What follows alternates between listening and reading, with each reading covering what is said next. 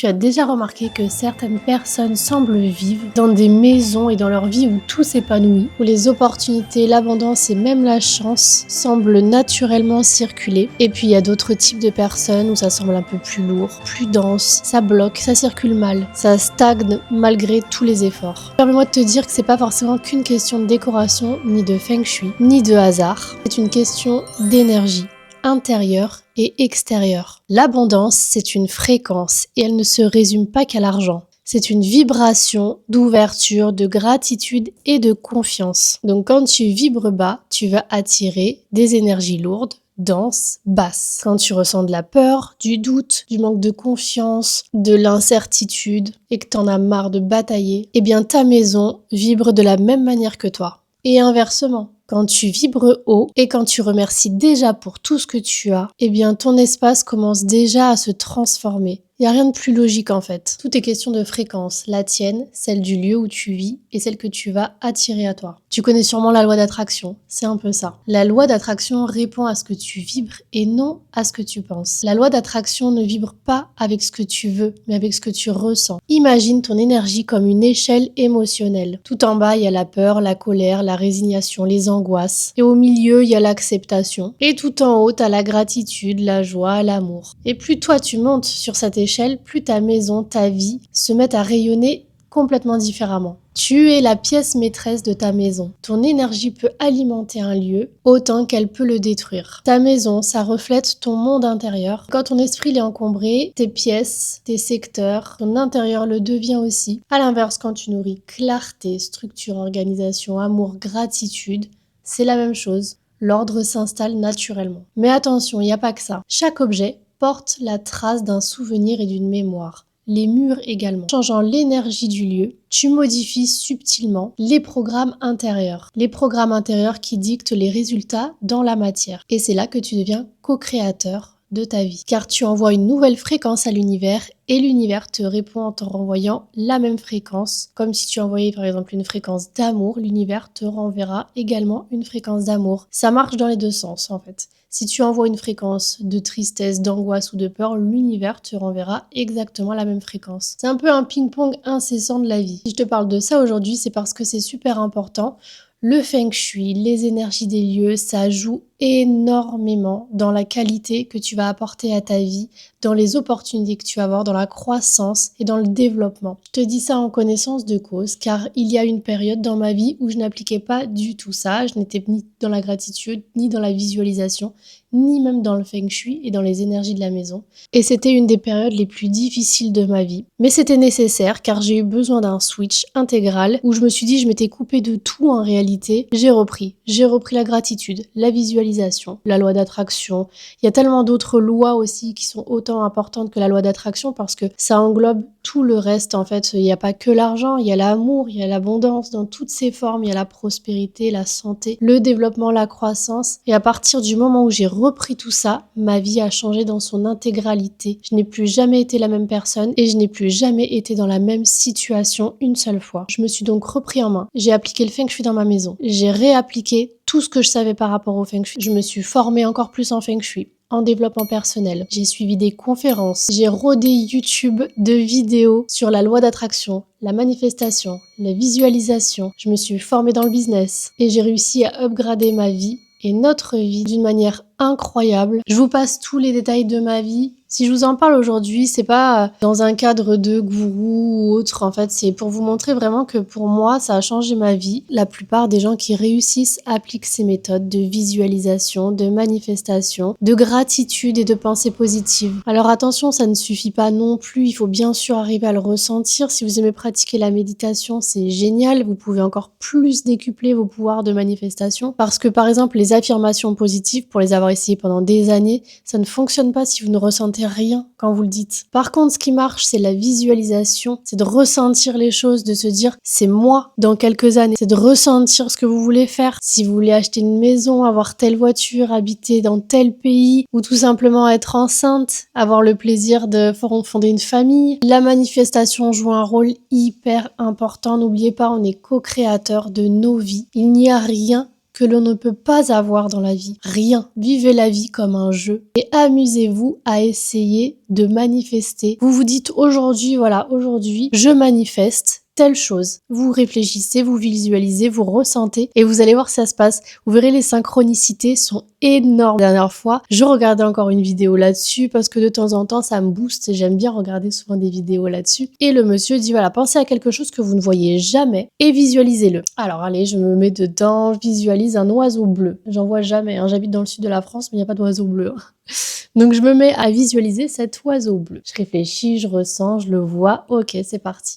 Après, on laisse agir l'univers. 10 minutes après, je vais promener mes chiens, j'ai une petite promenade derrière, je les emmène dans les bois, et là, je tombe sur une plume bleue. C'est quand même incroyable, c'est quand même exceptionnel. Même des fois, quand on perd confiance en la manifestation, en la loi d'attraction, on pense qu'on fait tout bien, mais ça marche quand même pas, et on se dit c'est nul, ça marche pas. Mais c'est pas vrai, c'est juste nous qui n'arrivons pas à manifester les choses correctement. Donc, croyez-moi, quand j'ai trouvé cette plume bleue, je me suis dit, on est trop fort, notre pouvoir, il est illimité. Et ça, couplé aux énergies de la maison du Feng Shui, c'est exceptionnel. Donc on revient à nos moutons. On a parlé un petit peu de loi de manifestation, de gratitude et de visualisation. Maintenant, je vais vous parler un petit peu plus de la maison. Donc il y a plusieurs choses, comme je disais, qui peuvent bloquer l'énergie chez vous pour activer l'abondance. Donc ça va être par exemple la mémoire des murs et la mémoire des lieux. Si vous êtes dans cette maison depuis très longtemps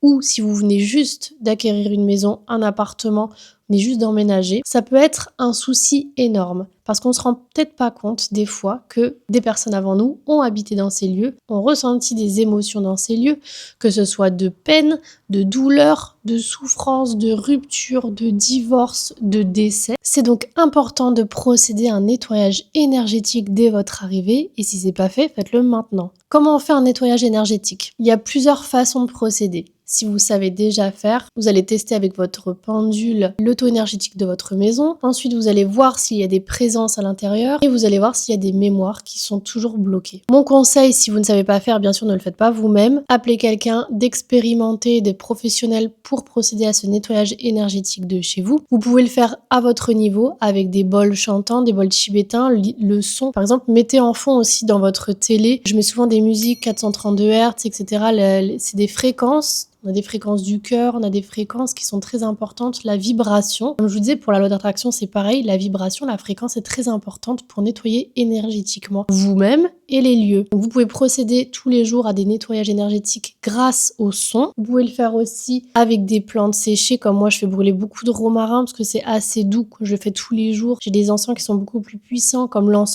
sang du dragon, le copal, le benjoin qui vient d'Asie, de Thaïlande notamment. Bon la sauge, le palo santo, il y a des bâtons de fumigation au sang du dragon également. Mais des fois c'est pas suffisant parce que les mémoires sont très imprégnées dans les murs et ça suffit pas. Les signes pour le savoir de toute façon, c'est fatigue constante, lourdeur, blocage dans les projets, vous dormez mal, vous êtes dépressif, vous avez pas tendance à être dépressif habituellement, c'est depuis que vous êtes dans cette maison. Après ça peut arriver plus tard que l'emménagement parce qu'il peut y avoir des présences qui peuvent venir chez vous et qui n'étaient pas là au début. Si par exemple il y a eu des mémoires de divorce dans votre maison, ces mémoires-là peuvent être encore présentes aujourd'hui et provoquer à chaque fois des maisons. Il y a des maisons à divorce. Quand mes parents ont emménagé dans leur avant-dernière maison, les personnes avaient divorcé. J'ai donc tout refait au niveau du secteur du couple parce qu'il y avait la piscine dans le secteur du couple, donc très vaste. C'est donc en grande partie pour ça que la maison était une maison à divorce. Je n'ai pas pu bouger la piscine évidemment, mais j'ai contré les énergies de ce secteur pour que mes parents n'aient pas à divorcer. Et ça a marché, ils sont toujours ensemble.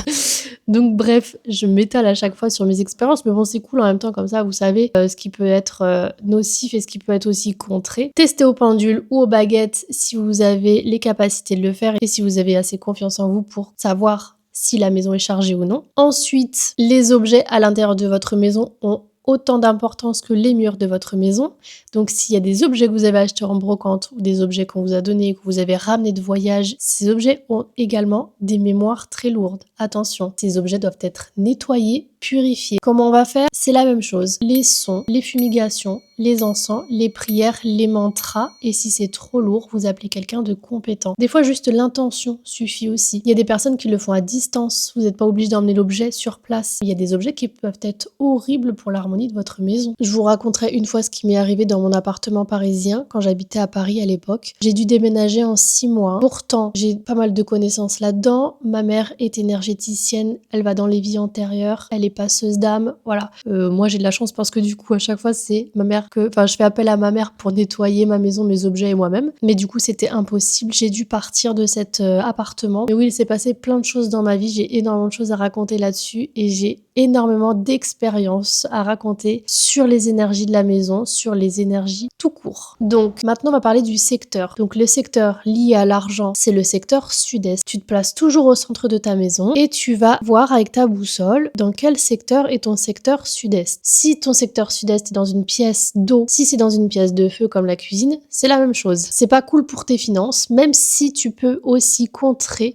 Bien sûr, il faut une étude plus approfondie, mais déjà le fait de savoir où est son secteur d'abondance, c'est quand même vachement important. Ensuite, une fois que tu as déterminé ton secteur, il va falloir l'alimenter. Comment t'alimentes ton secteur de l'argent? Avec une fontaine, avec du bois, donc des plantes, avec des meubles en bois, avec des objets marrons, verts, avec des objets en bois également, pour activer le secteur du bois. Et l'eau, car l'eau c'est de l'argent dans le Feng Shui, donc mets toujours une fontaine. D'ailleurs la mienne elle est derrière là-bas.